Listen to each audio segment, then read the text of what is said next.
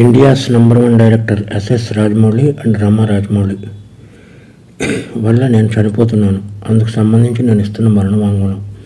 వీడేంటి పబ్లిసిటీ కోసం ఇలా చేస్తున్నాడు అని మీరు అనుకోవద్దు. పబ్లిసిటీ చేసుకునేవాడు ఎవడో చనిపోవాలని అనుకోడు. అందుకే మరణ వాంగ్మూలం ఇస్తున్నాను. నేను పనిచేసిన వాళ్ళలో ఎంఎం కీరవాణి, గుండం గంగరాజు గారు, Chandrashekhar Yeleti, Hanu Raghavapudi, Mythri Movies MO Cherry, Dream Farmer Sudheer, ఇలా లిస్ట్ చెప్పుకుంటూ పోతే చాలా ఉంది. వీళ్ళందరికీ మా ఫ్రెండ్షిప్ గురించి తెలుసు. మేము ఎంత క్లోజ్ ఫ్రెండ్స్ ఏంటి అనేది అందరికీ తెలుసు. స్టోరీలోకి వస్తే మాది 1990 నుంచి ఫ్రెండ్స్. మాది 34 సంవత్సరాల ఫ్రెండ్షిప్.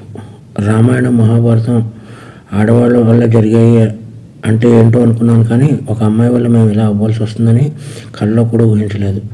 అందరి జీవితాలలోనే మా జీవితంలో కూడా ఒక అమ్మాయి ప్రవేశించింది. ముందు రాజమౌళి, తర్వాత నేను. As it is triangle love story, Arya 2. కానీ ముగ్గురం క్లోజ్ కాబట్టి ఇప్పుడు ఏం చేద్దాంరా నేను రాజమౌళిని అడిగితే, ఏం చేస్తాం, మీరు సాక్రిఫైస్ చేయాలి అన్నాడు. అలా ఎలా కుదురుతుంది, అలా సాక్రిఫైస్ చేయడం కుదరదు, మనం ముగ్గురం కలిసి ఉందాం అన్నాను. అది దారుణంగా ఉంటుంది అన్నాడు. అప్పుడు నేను పెళ్లి చేసుకున్నాను, అప్పుడు నలుగురం కలిసి ఉందాం అన్నాను. అది చాలా చండాలంగా ఉంటుంది, సమాజం ఒప్పుకోదు అన్నాడు. పరిస్థితి ఏంటంటే కాలం అన్నీ మార్చేస్తుంది, మీరు సాక్రిఫైస్ అవ్వండి అన్నాడు. ఓకే అని చెప్పి నేను సాక్రిఫైస్ అయిపోయాను. ఎందుకంటే కెరియర్ బిగినింగ్లో ఉన్న ఎవరో వర్క్ లేదు. ఇదంతా శాంతినివాసన్ కంటే ముందు జరిగిన విషయం. అప్పటికి ఇంకా కెరియర్ పీక్స్ రాలేదు. ఈ చిన్న చిన్న గొడవలకి ఇమ్మెచ్యూరిటీతో కొట్టుకుని చేయడం కంటే ఇది బెటర్ కదా అని చెప్పి నేను సాక్రిఫైస్ అయిపోయి పని చేసుకుంటూ వచ్చాను. ఇక్కడి వరకు అంతా బాగానే ఉంది. ఆ నంబర్ 1 డైరెక్టర్ అయిన తర్వాత ఆడికి ఏమొచ్చిందంటే డౌటు, నేను ఇవన్నీ ఎవరికో చెప్పేశాను అని చెప్పి నన్ను టార్చర్ పెట్టడం మొదలుపెట్టాడు.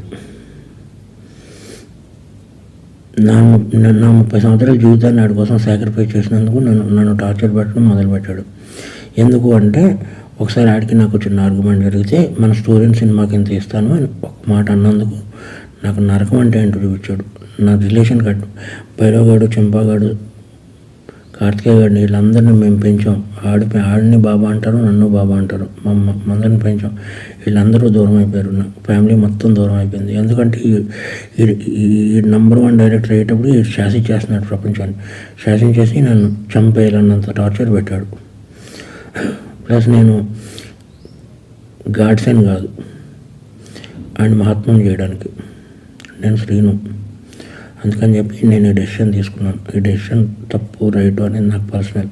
55 years ఎలాగ అయిపోయినాయి నాకు. 55 yearsలో నో మ్యారేజ్, నో ఇది, ఓన్లీ సింగిల్, ఇలా బ్రతికారు.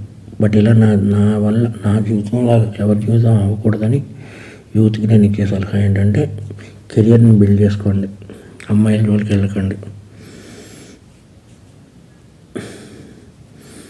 ఇది ఫ్రెండ్స్ నేను చెప్పదలుచుకున్నది. ఎందుకంటే ఏం లేదు,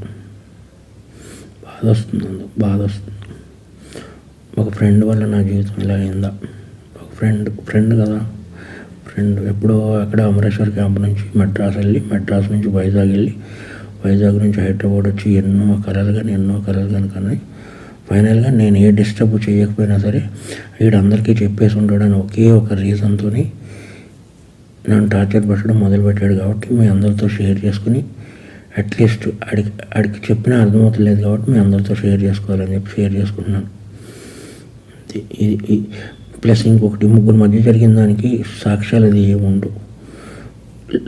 నేను చనిపోతున్నాను కదా, సుమోటో కింద తీసుకుని లై డిటెక్టర్ టెస్ట్ పెడితే తెలుస్తుంది ఏది నిజం ఏది అబద్ధం అనేది. ఎవరైనా లై డిటెక్టర్ టెస్ట్ పెడితే నిజాలు బయటపడతాయి. లై డిటెక్టర్ టెస్ట్ పెడితే కానీ తెలియవు ఏం జరిగిందనేది, మా ముగ్గురి మధ్య ఏం జరిగిందనేది. ఎనీవే, ఏదన్నా సాడ్ ఫర్. నా పేరు శ్రీను 1 2 3 4 ఆడే వేసాడు యమదొంగకి. మీరు 7వ నిమిషం దగ్గర కనబడద్ది శ్రీను 1 2 3 4. ఉప్పులపాటి శ్రీనివాసరావు, ఎగ్జిక్యూటివ్ ప్రొడ్యూసర్ ఉప్పులపాటి శ్రీనివాసరావు 1 2 3 4 అని. ఇది నా మరణ వాంగ్మూలం.